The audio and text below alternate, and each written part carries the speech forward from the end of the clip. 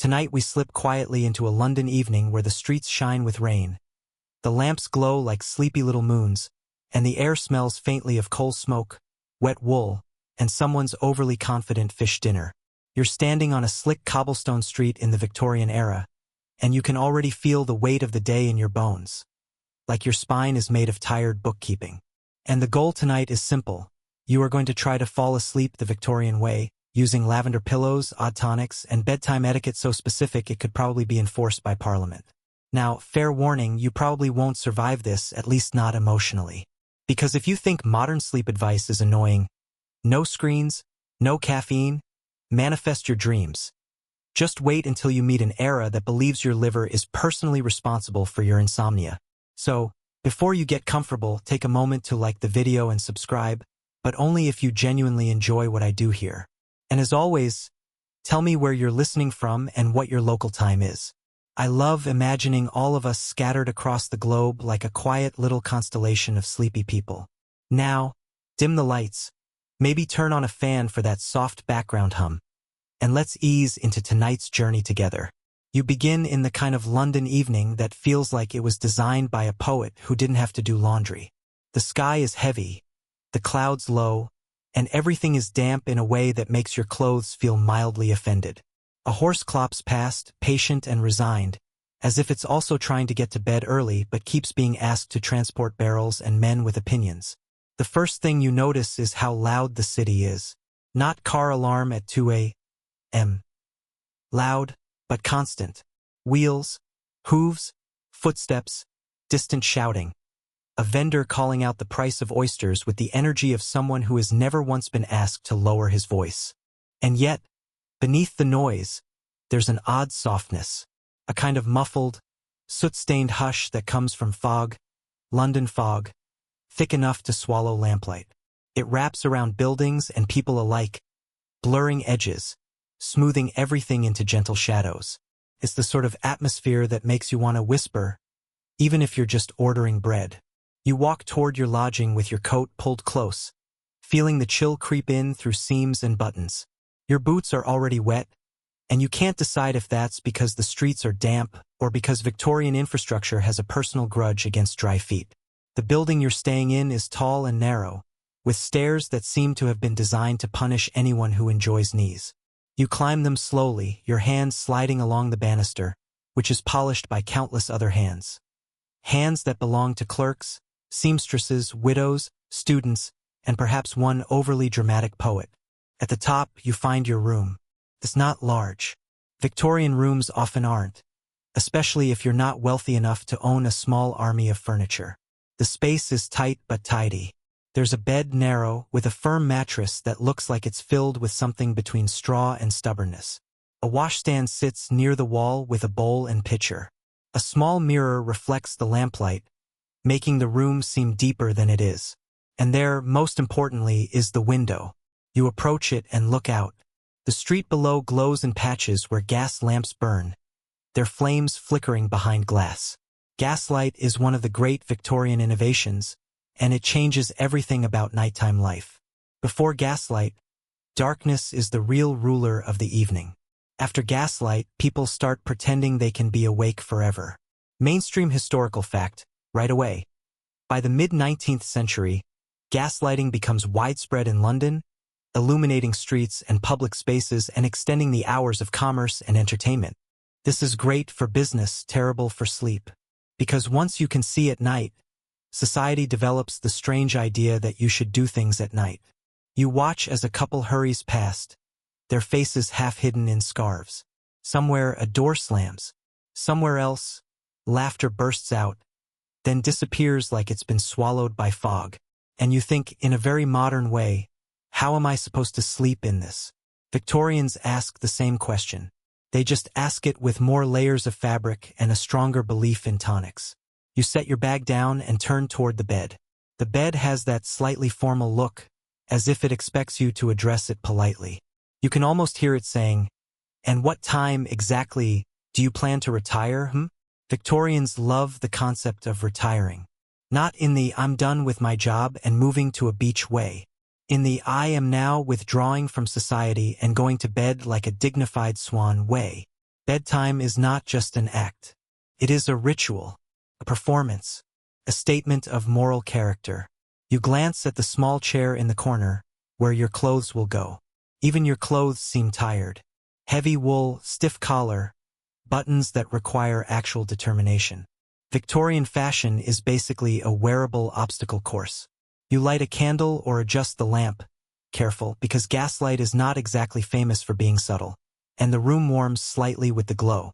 Now, this is where your Victorian sleep journey begins. Because you're not just trying to sleep. You're trying to do it correctly. And in this era, correctly involves a long list of rules, suggestions, moral judgments, and possibly a lecture from someone named Dr. Percival something. You sit at the edge of the bed and think about your day. You've been in the city, walking, watching, absorbing. You've heard the rattle of carts and the hiss of lamps. You've smelled smoke and damp stone. You've eaten food that was either boiled too long or not boiled enough. And now you're tired. But tired doesn't mean sleepy. Not always. Sometimes tired means your mind won't shut up.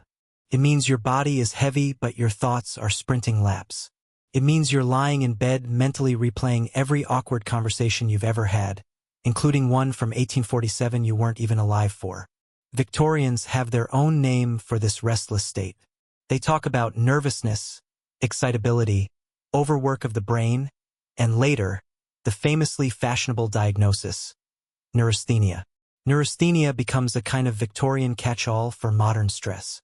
It's the idea that the nerves are depleted by the demands of modern life, telegraphs, trains, newspapers, industrial schedules. It's as if society collectively looks at the world and says, yes, this is too much, and now your nerves are sad. Historians still argue whether neurasthenia was a real medical condition, a cultural phenomenon, or simply Victorian burnout dressed in scientific language. But whatever it is, it reflects something true. People are having trouble sleeping. And so they develop cures. Some of these cures are gentle. Some are absurd. Some are, frankly, alarming in a way that makes you appreciate chamomile tea. You stand and begin to prepare for bed, not quickly, but with the slow, deliberate movements of someone trying not to startle their own nervous system. You wash your face in cool water. The water smells faintly metallic, like it has traveled through a pipe that has opinions.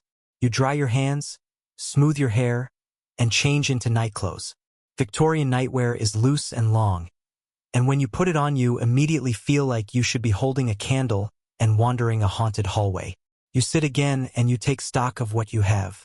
On the small table near the bed, there's a little bundle wrapped in cloth. You unwrap it carefully. Lavender. It's dried, purple-gray, fragrant. You lift it to your nose and inhale. The scent is clean, floral, soft. It makes your shoulders drop a little. This is one of the most common Victorian sleep aids. Lavender sachets, tucked into pillows or placed near the bed. The belief is simple. Lavender calms the nerves, settles the mind, and encourages sleep. And honestly, even with modern knowledge, you can see why they love it. Lavender is pleasant. It smells like someone has tidied your brain. You open your pillowcase slightly and slip the sachet inside, nestling it near where your head will rest. Feels like a secret, a quiet little trick, a fragrant ally. Quirky tidbit. Victorian households often keep not just lavender but a whole arsenal of dried herbs for domestic use, sleep, digestion, headaches, mood. It's like a pantry but for vibes. And now, with the lavender in place, you begin to feel as if you're participating in something old and intimate. A tradition passed down through generations of people who are also lying awake at night thinking, why can't I just sleep like a normal mammal? You blow out the candle, leaving only a faint glow from outside. The gas lamps throw pale light through the window. Shadows stretch across the room, soft and long. You climb into bed. The mattress is firm. The sheets are cool. The air smells like lavender and faint coal smoke and the distant concept of a chimney. You settle your head on the pillow and inhale again. And you wait. Outside, the city continues. A carriage passes. Somewhere a dog barks. Somewhere a man coughs like he's auditioning for a role as Victorian tuberculosis extra number 3. You close your eyes and imagine the world beyond the walls. Rows of houses, each with its own sleepers or attempted sleepers. People in narrow beds. People on pallets. People in grand rooms with curtains and canopies and servants quietly padding around like bedtime ghosts. And you realize something. In the Victorian era, sleep is not guaranteed. It's not assumed. It's something you work for. And tonight you are going to work for it too. You breathe in lavender. And you begin to let the sound of the city become part of the lullaby. Wheels and hooves, distant voices, the hiss of gas. It's like the city itself is exhaling. And as you lie there, you start to feel the first gentle pull of sleep. Soft as fog, slow as a carriage in rain. But not yet. Not fully. Because first, you need to understand the Victorian mind at night, the worries, the habits, the fears, the little rituals. The reasons they need lavender in the first place. So you stay there, listening, drifting, your thoughts slowing like a watch winding down. And in the next stretch of our journey, you'll step deeper into the sleepless world of the 1880s, where gaslight and modernity and nervous exhaustion all conspire to keep you awake. Even as the bed tries its very best to swallow you whole. You lie there for a while, letting the lavender hover around your thoughts like a polite guest who knows not to speak too loudly. The mattress doesn't so much cradle you as it holds you in a firm handshake, and the blanket has a weight that feels reassuring, like being tucked in by a very serious aunt. Outside, London continues to be London. The soundscape is busy in a way that makes you wonder if anyone in this city has ever heard the concept of quiet hours. A cart rattles past, metal rims kissing stone with a clatter that echoes between buildings. Somewhere a late-night argument rises and falls, as if the fog itself is trying to shush it. And this is your first lesson in Victorian insomnia. It isn't always the mind. Sometimes it's just the world. In the 19th century, especially in cities like London, sleep becomes harder not because people suddenly forget how to do it, but because modern life begins to intrude into the night. Industrialization doesn't just create factories, it creates schedules, creates shift work, creates clocks that matter. Mainstream historical fact: by the Victorian period, the spread of railways and factory labor makes timekeeping more strict and standardized, and people increasingly live by timetables rather than daylight. That sounds efficient. It also sounds like a recipe for staring at the ceiling at 2 a.m. While thinking about deadlines, you turn slightly on the pillow. The lavender presses up near your cheek, and you inhale again. The scent is calming, but it can't fully mask what you're hearing. Footsteps on the stairs, a neighbor's cough, the creak of building bones settling. This is not the quiet isolation of a modern bedroom with thick walls and white noise machines. Victorian lodging is a kind of shared experience. You don't just sleep in a room. You sleep in a building full of other lives. And everyone is tired. You begin to wonder what exactly keeps a Victorian awake. What do they blame? What do they fear? What do they do when the night stretches out like an endless hallway?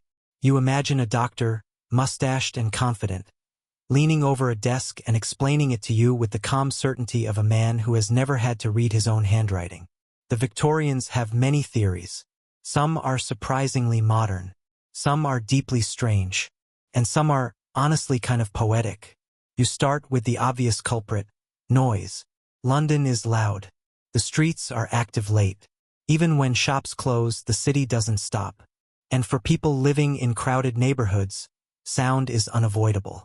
Thin walls, shared courtyards, nearby stables, street vendors. Even the simple act of someone returning home late can shake an entire building with footsteps. There's also light. Gaslight is brilliant in the literal sense, and it's everywhere. It spills through windows. It glows in streets. It turns night into something less final. Victorians begin to worry about light at night in the same way modern people worry about phone screens. They don't use the phrase blue light, of course.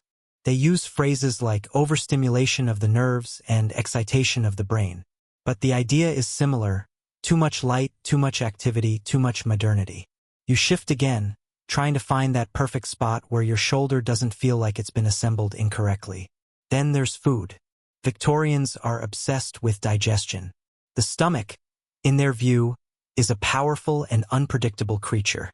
Can ruin your day, can ruin your mood, can absolutely ruin your sleep. You picture a Victorian gentleman sitting up in bed, blaming his insomnia on the roast beef he ate at supper, as if the beef is now sitting in his stomach with a tiny lantern, singing show tunes. Many Victorian health guides warn against heavy meals late in the evening. They recommend simple suppers, easy digestion, calm stomachs. Because if your stomach is busy, your sleep will be disturbed. And to be fair, they're not entirely wrong, though they might be a little dramatic about it. Then there's the mind. The Victorians are deeply interested in the concept of nerves. Nerves are the explanation for everything from anxiety to exhaustion to a general feeling that society is too loud. In the 1800s, especially in the later decades, people begin to talk about nervous disorders more openly. Urban living, industrial pace, constant information, newspapers, telegrams, public life, these are all blamed for fraying the nervous system. You can almost hear someone in a parlor saying, "The telegraph is ruining us." The way modern people say, "Social media is ruining us." Different technology, same vibe. One of the most common Victorian explanations for insomnia is overwork, particularly mental overwork. Clerks, accountants, writers, teachers, anyone whose job involves thinking for long periods, are seen as especially vulnerable. Their brains are taxed. Their nerves are irritated. Their sleep becomes fitful. Quirky tidbit. Victorian writers sometimes describe insomnia as a kind of haunting, where thoughts behave like ghosts, rising uninvited, pacing, whispering, refusing to leave. And honestly, that's a little too accurate. You can relate. You lie there and feel your own mind begin to do what minds do at night. Wander. Picks up random worries like a child collecting stones. It wonders if you locked the door. It wonders if your future self will regret everything. It wonders if Victorian pillows are secretly made of wood. And then, as if on cue, your brain offers you a vivid memory of something embarrassing you did years ago. Thank you, brain. Very helpful. Excellent bedtime contribution. Victorians also worry about moral causes of insomnia. And here's where it gets very Victorian. Some health and etiquette manuals suggest that sleeplessness can be caused by excessive emotion, improper habits, and even guilt. Yes, guilt. If you're awake at night, perhaps your conscience is troubling you. Perhaps you've been too indulgent, too idle, too passionate, too something. Sleep, in this worldview, is not just physical. It's moral. The good and disciplined person sleeps well. The restless person must have done something wrong, which is a comforting idea if you like judging people. Less comforting if you're the one staring at the ceiling. Historians still argue whether this moral framing of sleep was mainly about health or mainly about social control, an attempt to encourage proper behavior by linking it to bodily well-being. Either way, it creates a particular kind of pressure. Not only do you need to sleep, you need to deserve sleep. You sigh quietly into your pillow, as if trying to exhale the entire concept of Victorian self-discipline. Another cause of insomnia, especially for women in Victorian medical literature, is hysteria or female nervousness. Doctors often interpret women's sleep troubles through the lens of gender stereotypes, fragility, emotional sensitivity, bodily cycles. This is one of those moments where you want to gently pat history on the head and say, "You tried, buddy," while also removing certain medical textbooks from circulation. But within those flawed ideas, there is also a reality. Many women are exhausted. They manage households, children, social expectations.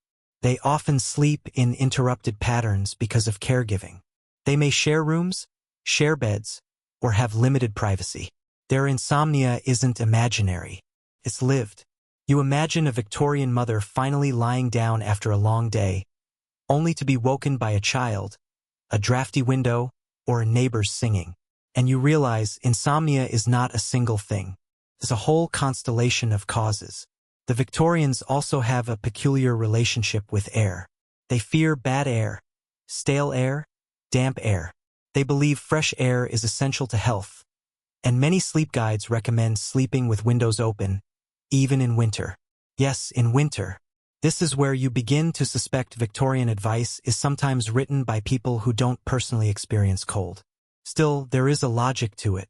Fresh air is thought to prevent illness and promote restful sleep.